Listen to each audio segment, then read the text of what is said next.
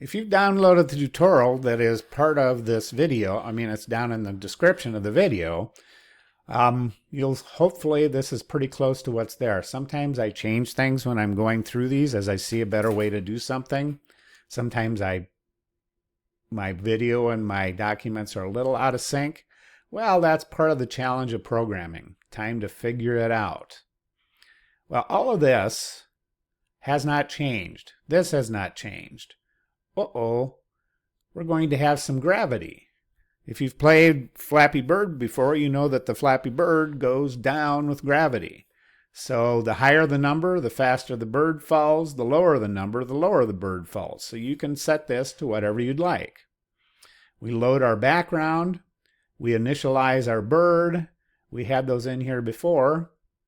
We get our rectangle. This is all we had this in the last one. Look, and we move it to its current position. Nothing's changing. We're checking for events just like we did before. Ooh, look at here, a new method. We're going to, this gets called each time through the game loop, we're going to update the bird position. So every time we go through the loop, we want to reset our gravity. Why is that?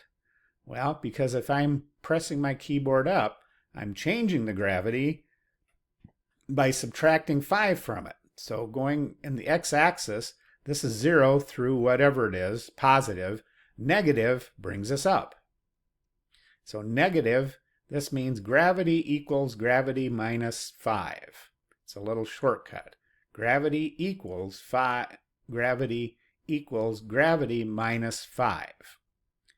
So if we press the cursor up, gravity is going to be minus 5 instead of positive 3. We move up.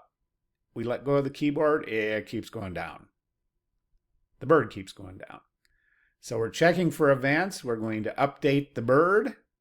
It's going to be in a different location, but we know what it is because our bird rect has been updated.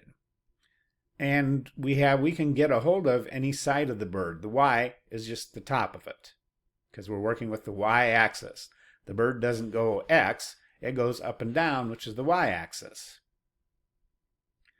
And the rest is the same. Well, let's see how exciting this is now. Oh, baby. We have motion. The bird falls out and into the ground.